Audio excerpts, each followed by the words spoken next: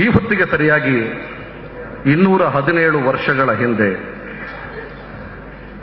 ಇದೇ ಬೆಂಗಳೂರು ಶಹರದಿಂದ ಸರಿಸುಮಾರು 125 ಕಿಲೋಮೀಟರ್ಗಳ ದೂರದಲ್ಲಿ ಇಂಥದ್ದೇ ಒಂದು ಮಠ ಮಧ್ಯಾಹ್ನದಲ್ಲಿ ಒಂದು ಸುಂದರವಾದ ಕನಸನ್ನ ಅತ್ಯಂತ ಹೇಯವಾಗಿ ಬರ್ಬರವಾಗಿ ಹತ್ಯೆ ಮಾಡಲಾಯಿತು. ಕನ್ನಡದ ಮಣ್ಣಿನಲ್ಲಿ ತನ್ನ ನೆತ್ತರನ್ನ ಕಾರಿಕೊಂಡು ಬೀದಿಯ ಹೆಣವಾಗಿ ಬಿದ್ದ ಮಹಾವ್ಯಕ್ತಿಯ ಹೆಸರು ಟಿಪ್ಪು ಸುಲ್ತಾನ್. ಅವರ ಕೊಲೆ ನಡೆದ ಸ್ಥಳ ಶ್ರೀರಂಗಪಟ್ಟಣ. ಟಿಪ್ಪು ಸತ್ತಾಯಿತು, ಕೋಟೆ ಬಿದ್ದಾಯಿತು, ಪಟ್ಟಣ ಎಲ್ಲವನ್ನು ಸೂರೆ ಮಾಡಿದ್ದಾಯಿತು. ಟಿಪ್ಪು ಸತ್ತ ಸುದ್ದಿ ಕೇಳಿದ ಕೂಡಲೇ ಅಂದಿನ ಇಂಡಿಯಾದ ಗವರ್ನರ್ ಜನರಲ್ ಆರ್ಥರ್ ವೆಲ್ಲೆಸ್ಲಿ ಒಂದು ಮಾತನ್ನು ಹೇಳಿದ, ಈ ಸಿರಿವಂತ ದೇಶದಲ್ಲಿ ಬ್ರಿಟಿಷ್ ಪ್ರಭುತ್ವವನ್ನು ಸ್ಥಾಪಿಸಬೇಕು ಎಂಬ ಗ್ರೇಟ್ ಬ್ರಿಟನ್ನಿನ ಹೆಬ್ಬಯಕೆಗೆ ಇವತ್ತು ಅವಕಾಶ ಸಿಕ್ಕಿದೆ. ಬ್ರಿಟಿಷರಿಗೆ ಭಾರತದಲ್ಲಿ ಏಕೈಕ ತಡೆಗೋಡೆಯಾಗಿದ್ದ ಟಿಪ್ಪು ಸುಲ್ತಾನ್ ಹತನಾಗಿದ್ದಾನೆ. ಈ ಕ್ಷಣದಿಂದ ಈ ಇಂಡಿಯಾ ನಮ್ಮದು. ವೆಲ್ಲೆಸ್ಲಿಯ ಮಾತುಗಳು ಅದರ ಬಿಸಿ ಆರುವ ಮೊದಲೇ ದೂರದ ಪುಣೆಯ ಮರಾಠವಾಡದಲ್ಲಿ ಕುಳಿತಿದ್ದ ಮರಾಠರ ಸರ್ದಾರ ನಾನಾ ಫಡ್ನವೀಸ್ ಉದ್ಘರಿಸಿದ, ಇವತ್ತು ಟಿಪ್ಪು, ನಾಳೆ ನಾವು. ನಾನಾ ಹೇಳಿದ್ದು ಕೇವಲ 2 ವರ್ಷಗಳಲ್ಲಿ ನಿಜ ಆಯಿತು. ಟಿಪ್ಪು ಸತ್ತದ್ದು 1799 ಮೇ 4 ಶನಿವಾರ. ಟಿಪ್ಪು ಸತ್ತ ಕೇವಲ 2 ವರ್ಷಗಳಲ್ಲಿ 1802ರಲ್ಲಿ ಪುಣೆಯ ಮರಾಠವಾಡದಲ್ಲಿ ಎಲ್ಲ ಮರಾಠರ ನಾಯಕರು, ಸರ್ದಾರರು, ಪೇಶ್ವೆಗಳು, ಸಿಂಧಿಯಾಗಳು ಎಲ್ಲರೂ ಕೂಡ ಬ್ರಿಟಿಷರ ಎದುರು ಗೋಣು ಬಗ್ಗಿಸಿ ಮಂಡಿಯೂರಿ ಶರಣಾಗತರಾಗಿದ್ದರು. ಅಲ್ಲಿಂದ ಈಚೆಗೆ ಆಧುನಿಕ ಭಾರತದ ಇತಿಹಾಸವನ್ನು ಓದವರು ಎಲ್ರಿಗೂ ಕೂಡ ಗೊತ್ತಿದೆ. ನಾನು ಹೆಚ್ಚು ಮಾತಾಡಲಿಕ್ಕೆ ಹೋಗೋದಿಲ್ಲ ಆ ವಿಚಾರದಲ್ಲಿ. ಕರ್ನಾಟಕ ರಾಜ್ಯ ಸರ್ಕಾರ ಟಿಪ್ಪು ಜಯಂತಿಯನ್ನು ಮಾಡಲಿಕ್ಕೆ ಹೊರಟು ಕೂಡಲೇ ಸಾಕಷ್ಟು ಅಪಸ್ವರಗಳು, ಅಸಮಾಧಾನಗಳು, ವ್ಯವಸ್ಥಿತವಾದ ಷಡ್ಯಂತ್ರಗಳು ನಡೀಲಿಕ್ಕೆ ಶುರುವಾದವು. ಟಿಪ್ಪುವನ್ನು ಯಾಕೆ ನೆನಪಿಸಿಕೊಳ್ಳಬೇಕು ಅನ್ನುವ ಪ್ರಶ್ನೆಯನ್ನು ಎಲ್ಲ ಕಡೆ ಎತ್ತಲಾಗ್ತಾ ಇದೆ.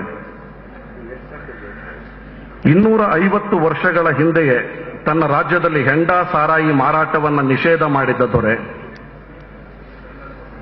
ಜೂಜು ಗೃಹಗಳನ್ನು ನಿರ್ಬಂಧಿಸಿದ್ದ ದೊರೆ, ವೇಶ್ಯಾಗೃಹಗಳ ಬಾಗಿಲನ್ನು ಮುಚ್ಚಿಸಿದ್ದ ದೊರೆ, ವ್ಯರ್ಥವಾಗಿ ಹರಿತಾ ಇದ್ದಂತಹ ಕಾವೇರಿ ನದಿಗೆ ಅಡ್ಡಲಾಗಿ ಅಣೆಕಟ್ಟೆಯನ್ನು ಕಟ್ಟಿ ರೈತರಿಗೆ ನೆರವಾಗಬೇಕು ಅನ್ನುವ ಸಂಕಲ್ಪ ಮಾಡಿ ಕನ್ನಂಬಾಡಿಯ ಬಳಿ ಶಂಕುಸ್ಥಾಪನೆಯನ್ನು ಮಾಡಿದ್ದ ದೊರೆ,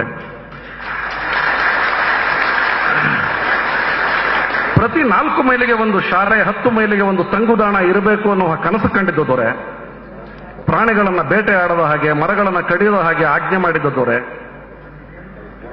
ಇಡೀ ಪ್ರಪಂಚವೇ ನಿಬ್ಬೆರಗಾಗುವಂತಹ ರಾಕೆಟ್ ತಂತ್ರಜ್ಞಾನವನ್ನ ಈ ನೆಲಕ್ಕೆ ಮೊದಲ ಬಾರಿಗೆ ಪರಿಚಯಿಸಿದ ದೊರೆ, 250 ವರ್ಷಗಳ ಹಿಂದೆಯೇ ಚೈನಾ, ಟರ್ಕಿ, ಪರ್ಷಿಯಾ ಮೊದಲಾದ ದೂರದ ದೇಶಗಳಿಗೆ ತನ್ನ ರಾಯಭಾರಿಗಳನ್ನು ಕಳಿಸಿ ಕನ್ನಡ ನಾಡಿನ ಉಜ್ವಲ ಪ್ರಗತಿಗೆ ನೆರವಾಗುವಂತಹ ಸಾಕಷ್ಟು ಸಂಗತಿಗಳನ್ನು ಇಲ್ಲಿವರೆಗೆ ತಂದುಕೊಂಡ ದೊರೆ, ನೆಪೋಲಿಯನ್ ಬೋನಪಾರ್ಟೆ ಅಂತವನೊಂದಿಗೆ ಸಂಬಂಧವನ್ನ ಬೆಸೆದುಕೊಂಡಿದ್ದಂತಹ ದೊರೆ, ಹೀಗೆ 10 ಗುಣವಿಶೇಷಣಗಳನ್ನು ಹೊಂದಿದ ಒಬ್ಬ ದೊರೆಯನ್ನ ನೆನಪು ಮಾಡಿಕೊಳ್ಳಲಿಕ್ಕೆ ಹೊರಟ ಕರ್ನಾಟಕ ರಾಜ್ಯ ಸರ್ಕಾರದ ಕ್ರಮ ಸರಿಯೋ ಅಲ್ಲವೋ ಅನ್ನೋದನ್ನ ಯಾರು ದೂಷಣೆ ಮಾಡ್ತಾ ಇದ್ದಾರೋ ಅವರು ಅರ್ಥ ಮಾಡಿಕೊಂಡ್ರೆ ಅವರಿಗೆ ಉತ್ತರ ಸಿಗ್ತದೆ. ನಾನಿಲ್ಲಿ ಯಾರನ್ನ ದೂಷಣೆ ಮಾಡಲಿಕ್ಕಾಗಲಿ ಅಥವಾ ಯಾರನ್ನಾರು ಹೊಗಲಿಕ್ಕಾಗಲಿ ನಾನು ನಿಂತಿಲ್ಲ. ಎಲ್ಲಕ್ಕಿಂತ ಮುಖ್ಯವಾಗಿ ನಾವು ಒಂದು ಅಂಶವನ್ನ ಇವತ್ತು ಟಿಪ್ಪುವನ್ನ ದೂರ್ತಾ ಇರುವ ಎಲ್ಲ ಮನಸ್ಸುಗಳಿಗೆ, ಕೊಳಕು ಮನಸ್ಸುಗಳಿಗೆ ಹೇಳಲಿಕ್ಕೆ ಇಷ್ಟಪಡ್ತೇನೆ. ಟಿಪ್ಪು ಮಲಬಾರಿಗೆ ಹೋದ ಸಂದರ್ಭದಲ್ಲಿ ಮಲಬಾರಿನ 2 ಪ್ರಬಲ ಶಕ್ತಿಗಳಾದಂತಹ ನಂಬೂದಿರಿ ಮತ್ತು ನಾಯರ್ಗಳ ಅಲ್ಲದ ಎಲ್ಲ ಹೆಣ್ಣು ಮಕ್ಕಳು ಕೂಡ ಸೊಂಟದ ಮೇಲ್ಭಾಗವನ್ನು ಬೆತ್ತಲಾಗಿ ಬಿಟ್ಟುಕೊಂಡು ಓಡಾಡುವ ಪರಿಸ್ಥಿತಿ ಇತ್ತು. ಅದು ಅಲ್ಲಿನ ಸಂಪ್ರದಾಯ ಕೂಡ ಆಗಿತ್ತು. ಟಿಪ್ಪು ಹೋದ ಕೂಡಲೇ ಒಂದು ವಸ್ತ್ರ ಸಂಹಿತೆಯನ್ನ, ಶಾಸನವನ್ನ ಜಾರಿಗೆ ತರ್ತಾರೆ. ಈ ನಾಡಿನಲ್ಲಿ ಓಡಾಡುವ ಪ್ರತಿ ಹೆಣ್ಣು ಮಕ್ಕಳು ಕೂಡ ಮೈ ತುಂಬ ಬಟ್ಟೆ ಮುಚ್ಚಬೇಕು ಅನ್ನುವ ಶಾಸನವನ್ನ ಜಾರಿಗೆ ತರ್ತಾರಲ್ಲ, ಆ ಮನುಷ್ಯನನ್ನ ಗೌರವಿಸಲಿಕ್ಕೆ ನಿಮಗೇನಾಗಿದೆ ದಾಡಿ? ನಿಮ್ಮ ಮನೆ ಹೆಣ್ಣು ಮಕ್ಕಳು ಅರೆಬೆತ್ತಲಾಗಿ ಓಡಾಡಿದ್ರೆ ನಿಮಗೆ ಖುಷಿ ಆಗ್ತದಾ? ಸ್ವಾಮಿ, ದಯಮಾಡಿ ಟಿಪ್ಪುವಿನ ಬಗ್ಗೆ ಮಾತನಾಡಬೇಕಾದ್ರೆ ಕೆಲವು ಗುಣಾತ್ಮಕವಾದ ಅಂಶಗಳನ್ನು ಕೂಡ ಗಮನಕ್ಕೆ ತಕ್ಕೊಳ್ಳಿ ಅಂತ ಹೇಳಿ ಈ ಸಂದರ್ಭದಲ್ಲಿ ನಾನು ನಿಮಗೆ ಮನವಿ ಮಾಡ್ತಾ ಇದ್ದೇನೆ. ಸ್ನೇಹಿತರೆ ಮತ್ತು ಗಣ್ಯರೇ, ನಿಮ್ಮ ಅನುಮತಿ ಮೇರೆಗೆ ನಾನು ಕೇವಲ 3 ಸಂಗತಿಗಳನ್ನು ಪ್ರಸ್ತಾಪ ಮಾಡಿ ನನ್ನ ಮಾತನ್ನ ಮುಗಿಸಲಿಕ್ಕೆ ಇಷ್ಟಪಡ್ತೇನೆ. ಮೊದಲನೆಯದು ಟಿಪ್ಪುವಿನ ಬಗ್ಗೆ ಇರುವಂತಹ ಮಹಾ ದೊಡ್ಡ ಆರೋಪ ಅಂತ ಹೇಳಿದ್ರೆ, ಆತ ಮಹಾಕ್ರೂರಿ, ಹಂತಕ, ಮತಾಂತರಿ, ಆತನ ಕ್ರೌರ್ಯಕ್ಕೆ ಎಲ್ಲವೂ ನಲುಗಿ ಹೋದವು ಅಂತ ಈ ಆರೋಪಗಳನ್ನು ಮಾಡ್ತಾ ಇರುವಂತಹ ಮಹಾಜ್ಞಾನಿಗಳು ನೀಡ್ತಾ ಇರುವಂತಹ ಕೆಲವು ಕಾರಣಗಳನ್ನು ಬಹಳ ಸ್ಪಷ್ಟವಾಗಿ ನಿಮಗೆ ಹೇಳಲಿಕ್ಕೆ ಇಷ್ಟಪಡ್ತೇನೆ. ಕೊಡಗಿನಲ್ಲಿ ಟಿಪ್ಪು 90,000 ಕೊಡವರ ಶಿರಶ್ಛೇದನ ಮಾಡಿದ, ಅವರ ರುಂಡ ಚೆಂಡಾಡಿದ, ನಂಬರ್ 1. ಅದೇ ಕೊಡಗಿನಿಂದ 40,000 ಕೊಡವರನ್ನ ಮತಾಂತರ ಮಾಡಿದ, 2.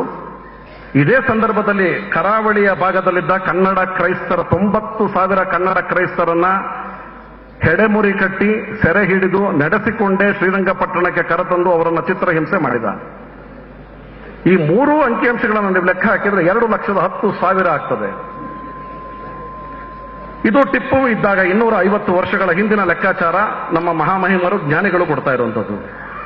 1881ರ ಬ್ರಿಟಿಷ್ ರಾಜ್ ಮೊದಲ ಭಾರತದ ಸೆನ್ಸಸ್ನಲ್ಲಿ ಅಂದಿನ ಮೈಸೂರು ಸಂಸ್ಥಾನದ ಜನಸಂಖ್ಯೆ 5.5 ಲಕ್ಷವನ್ನು ದಾಟೋದಿಲ್ಲ.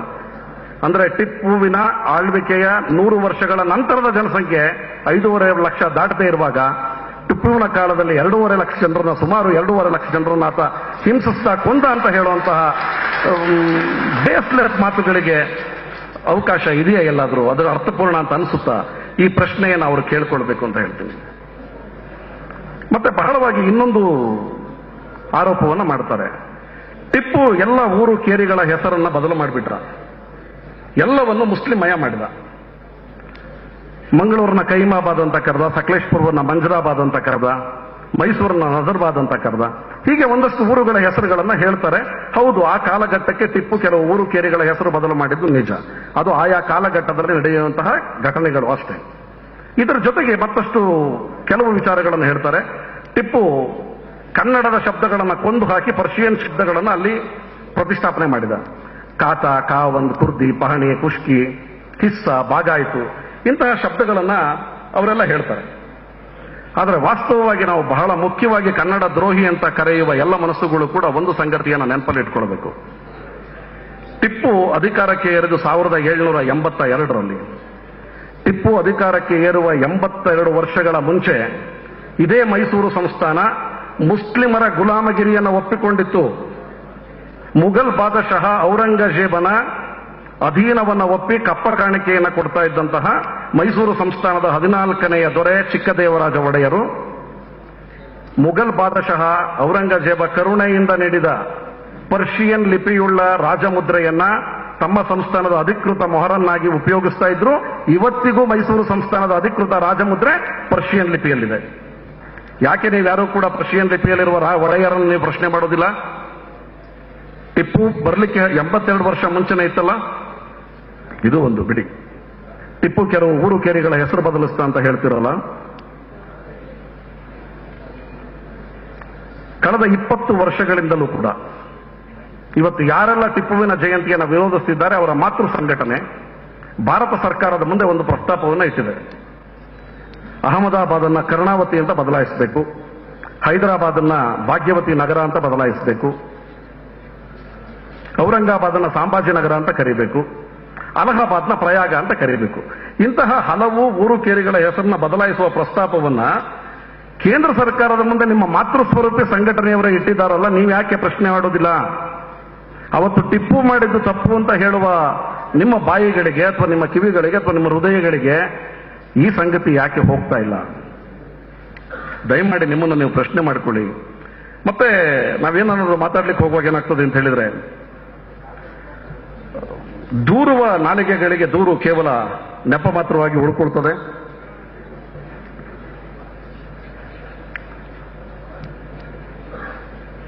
ಇದು ಕನ್ನಡ ವಿರೋಧಿ ಅನ್ನುವುದಕ್ಕೆ ಅವರನ್ನು ಸಮರ್ಥಿಸಿಕೊಳ್ಳಲಿಕ್ಕೆ ನಾನು ಕೊಟ್ಟಂತಹ ಕೆಲವು ಉದಾಹರಣೆಗಳು. ಇದರ ಜೊತೆಗೆ ಟಿಪ್ಪುವಿನ ಕ್ರೂರಿ ಅಂತ ಕರೆದವರಿಗೆ ಒಂದು ಮಾತನ್ನ ಹೇಳ್ತೇನೆ, ಮತ್ತೆ ಕೊಡುವರಿಗೆ ನಾನು ಈ ಸಂದರ್ಭದಲ್ಲಿ ಒಂದು ಮನವಿ ಮಾಡಿಕೊಳ್ಳಿಕ್ಕೆ ಇಷ್ಟಪಡ್ತೇನೆ. ಟಿಪ್ಪು ಸತ್ತ ನಂತರ ಕೊಡಗಿನ ಆಳಿದ ದೊರೆಯ ಹೆಸರು ಲಿಂಗರಾಜೇಂದ್ರ ಅಂತೇಳಿ. ಲಿಂಗರಾಜೇಂದ್ರ ಎಷ್ಟು ಬಗೆಯ ಕ್ರೂರಿಯಾಗಿದ್ದ ಅನ್ನೋದನ್ನ ಕೊಡಗಿನ ಪ್ರತಿ ಹೆಣ್ಣು ಮಗಳು ಕೂಡ ತನ್ನ ಮಕ್ಕಳಿಗೆ ಕತೆ ಹೇಳುವಾಗ ಹೇಳಿರ್ತಾರೆ.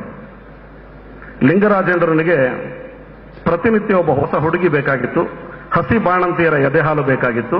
ಇಂತಹ ಆದೇಶವನ್ನು ಆತ ಹೊರಡಿಸ್ತಾನೆ.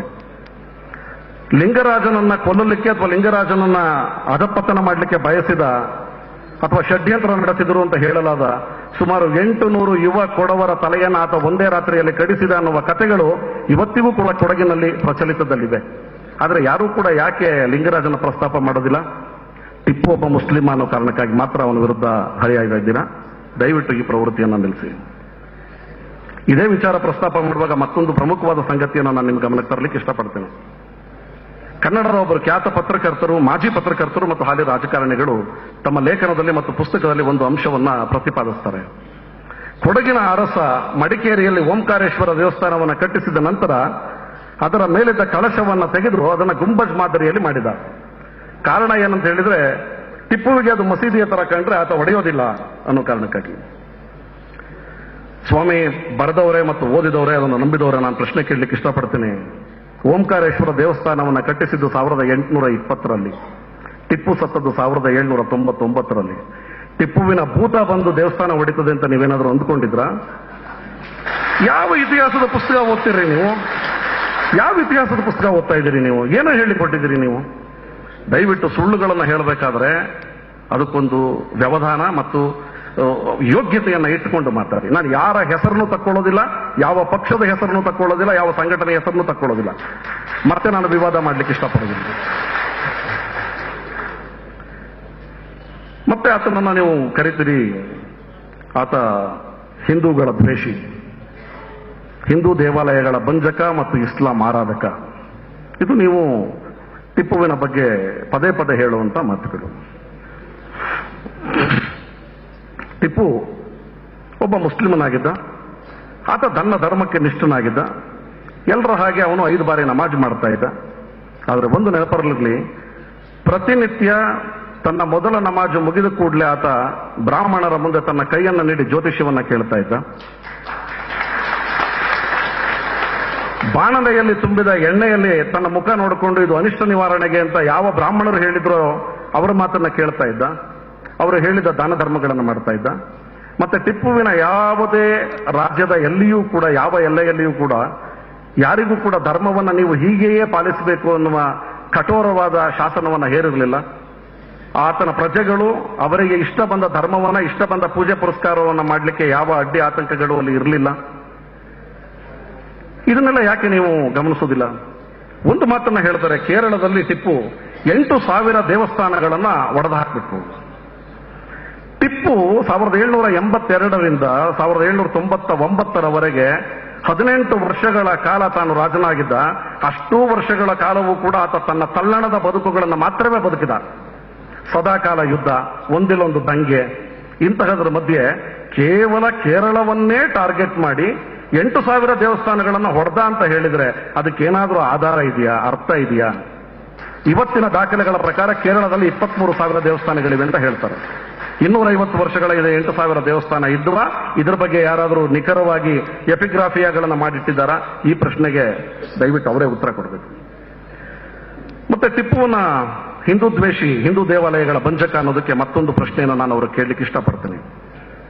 ಟಿಪ್ಪು ಅಂತಹ ದೈವದ್ರೋಹಿಯೇ ಆಗಿದ್ದರೆ, ದೇವಸ್ಥಾನಗಳ ಬಂಜಕನೇ ಆಗಿದ್ದರೆ, ತನ್ನ ಲಾಲ್ ಮಹಲ್ ಅರಮನೆಯ ಗೋಡೆಗೆ ಹೊಂದಿಕೊಂಡ ಹಾಗೆ ಗಂಗಾಧರೇಶ್ವರನ ಗುಡಿ ಇತ್ತು, ಈಗಲೂ ಇದೆ.